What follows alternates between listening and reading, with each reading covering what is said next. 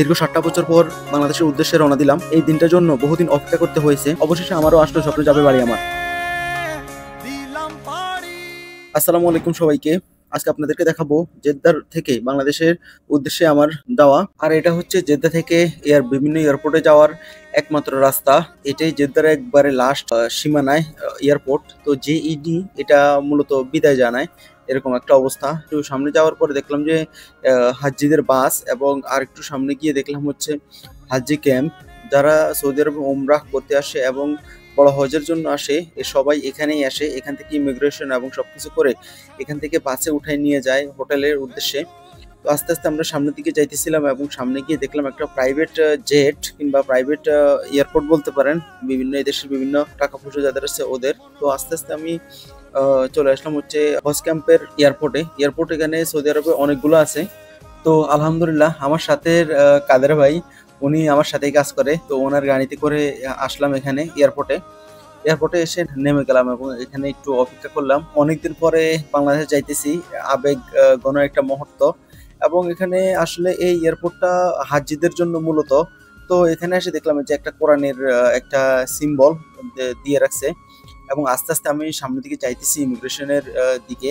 এই এয়ারপোর্টটা বেশি একটা বড় না। জেদ্দার যে ইন্টারন্যাশনাল এয়ারপোর্ট, মানে মূলত সৌদি এয়ারলাইন্স বড় বড় রাষ্ট্রে ইউরোপে যায়, ওইটা আরেকটা, ওই এয়ারপোর্টটা আরেকটা, এইটা হচ্ছে আরেকটা। মোটামুটি এখানে 3-4টা এয়ারপোর্ট আছে। একটা তো এটা মোটামুটি একটু ছোট। এখানে আসলাম আস্তে ধীরে, এখানে আসে বসলাম। এখানে মূলত বাংলাদেশ এয়ারলাইন্স হওয়ায় বেশিরভাগ মানুষের স্বাভাবিকভাবেই বাংলাদেশি। অন্যান্য রাষ্ট্রের মানুষ দেখি নেই আমি বলতে গেলে। তো আমরা এখানে অপেক্ষা করতেছিলাম প্রায় 1-1.5 ঘন্টার মতো অপেক্ষা করছি। আমাদের এয়ারলাইন্সটা হচ্ছে বাংলাদেশ এয়ারলাইন্স আমাদেরকে নিয়ে যাবে হচ্ছে আগে চট্টগ্রামে হজরত শাহ আমানত ইন্টারন্যাশনাল এয়ারপোর্টে। ওখান থেকে আবার ঢাকায় যাবো আর কি।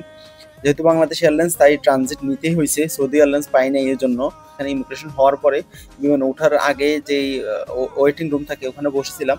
তো দেখতেছি যে কিভাবে এই সামানগুলো, এটা আমি ফার্স্টে দেখতেছি এইভাবে এই যে বিভিন্ন সবগুলো লাকেজ কিংবা কার্টন এগুলা বিমানের ভিতরে নিয়ে যাইতেছে। একটু আগেই দেখলাম যে একটা নাকি 2টা ওই যে কফিন নিতেছিল। তো আসলে বিদেশে আসে মানুষের ইনকাম করার জন্য, ফ্যামিলির জন্য। খুবই কষ্ট লাগলো এই জিনিসটা আমার কাছে, খুবই কষ্ট লাগলো। হৃদয় বিদারক একটা দৃশ্য। লাশগুলা যাইতেছে, আসলো তো জীবিত এই দেশে, কিন্তু যাইতে হচ্ছে লাশ হয়ে, কফিন বন্ধ হয়ে। আর কথা বলবে না, আর ইনকাম করবে না, আর বাড়ির উদ্দেশ্যে টাকাও পাঠাবে না। এটা খুবই নির্মম একটা পরিবেশ।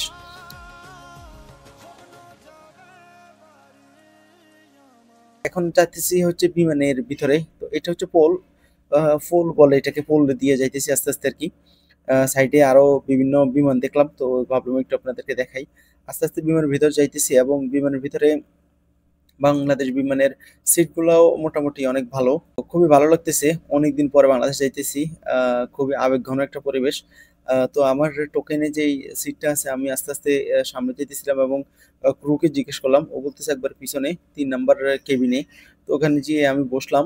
আমি আসলে উইন্ডো সিট নিছি, কারণ উইন্ডো সিট নেওয়ার একটা কারণ হচ্ছে কি, সৌদি আরব থেকে বাংলাদেশে যাওয়ার যেই প্রায় 6.5 ঘন্টা 7 ঘন্টা রাস্তা, উইন্ডো সিট না নিলে এটা খুব কষ্ট হয়ে যায়। কারণ আপনি মাঝখানে বসে আশেপাশে 2 পাশে কিছুই দেখতে পারবেন না, আপনার খুবই বোর লেগে যাবে। এই জন্য আমি বেশিরভাগ সময় উইন্ডো সিট নিয়ে থাকি। উইন্ডো সিট নিয়েছি, আশেপাশে দেখা যায় এবং ভালোই লাগতেছিল। একটু পরেই বিমান বিমান উড়াল দেয়। তো জেদ্দার এই মনোরম পরিবেশ, আকাশ থেকে জেদ্দা শহর দেখাটা আসলে খুবই ভালো লাগতেছিল। বাংলাদেশ এয়ারলাইন্সে করে এই প্রথম আমি যাইতেছি। আমি যখন সৌদি আরব আসি তখন সৌদি এয়ারলাইন্সে করে আসি। মোটামুটি খুব ভালোই সার্ভিস দিতেছে ওরা। জেদ্দা থেকে চট্টগ্রাম যাওয়ার যেই একটা ম্যাপ, গুগল মানে অ্যানিমেশন ম্যাপ, 3D ম্যাপ এখানে আছে। তো আস্তে আস্তে বসে থাকলাম একটু। তো এখন প্রথম তো একটু বোর লাগতেছিল না, প্রথম ভালোই লাগতেছিল। প্রথম ভালো লাগতেছিল যে বেশি সময় হয় না এজন্য। কিন্তু আস্তে আস্তে যখন সময় যাইতেছিল, তখন মোটামুটি খারাপ লাগতেছে, কারণ বিমান যাইতেছে আর আমরা বসে আছি, কোনো মানে ইয়ে করতে পারতেছি না। তো পরে একটু উঠে হাঁটাচলা করলাম। একটু ওই যে কফি দিল, তারপরে পানি জুস টুস দিল, এগুলা খাইলাম। আর কেউ কেউ কারোর সাথে অতটা কথা বলে না বিমানের ভিতরে। আস্তে আস্তে আমরা বাংলাদেশের যখন আকাশ সীমা আসতেছিলাম, বাংলাদেশের আকাশ সীমা আর সৌদি আরব আকাশ সীমা কত পার্থক্য। সৌদি আরব আকাশ সীমায় মোটামুটি আপনি মেঘ দেখতেই পাবেন না, একবারে পুরো আকাশ খালি। শুধুই খালি দেখা যায়।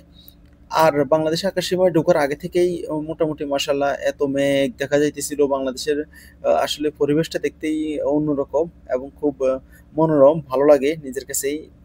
আমরা তো ঢাকায় এল আ কর ঢাকায় ল্যান্ড করব না। বিমান যে গিয়ে নামবে হচ্ছে ডাইরেক্ট চট্টগ্রামে। এখানে বেশিরভাগ যাত্রী হচ্ছে চট্টগ্রামে। তো চট্টগ্রামে নামার পরে নামার আগেই আমাদেরকে খাবার দেওয়া হয়।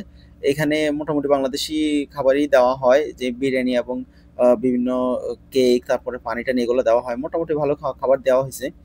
তো বাংলাদেশের দেখেন, বাংলাদেশের ভিতরে ঢোকার সাথে সাথেই আমাদেরকে একটা সতর্কবার্তা দেওয়া হয় যে বাংলাদেশে প্রচুর মেঘ হইতেছে, বৃষ্টি হইতেছে, বাংলাদেশের আকাশে বৃষ্টি আছে। তো একটু বিমান ঝাঁকাঝাঁকি করবে। সিট বেল্ট পরে বসার জন্য সুন্দর করে। মোটামুটি আমরা আ আসে এখানে আলহামদুলিল্লাহ এখানে শাহ আমানত আন্তর্জাতিক বিমানবন্দরে নামি। চট্টগ্রামে। এই ১ম চট্টগ্রাম বিমানবন্দরে আমি নামলাম আরকি। এর আগে কখনো আসি নাই এখানে। তো এখানে মোটামুটি ৪০ মিনিট ১ ঘন্টা অপেক্ষা করার পর, অপেক্ষা বলতে এখানে আসলে যে মানুষগুলো নামে, কিছু মানুষ উঠে আর বিমানে পরিষ্কার করে। এই ৪০ মিনিট ১ ঘন্টাই লাগে আরকি। এর বেশি সময় লাগে না। তো এইটা শেষ করে বিমান আলহামদুলিল্লাহ সবকিছু ঠিকঠাক করে আবারও রওনা দেয় হচ্ছে ঢাকার উদ্দেশ্যে। আপনারা যারা আমার এই ভিডিওটা দেখতেছেন তারা অবশ্যই আমার চ্যানেলটাকে সাবস্ক্রাইব করে দিবেন।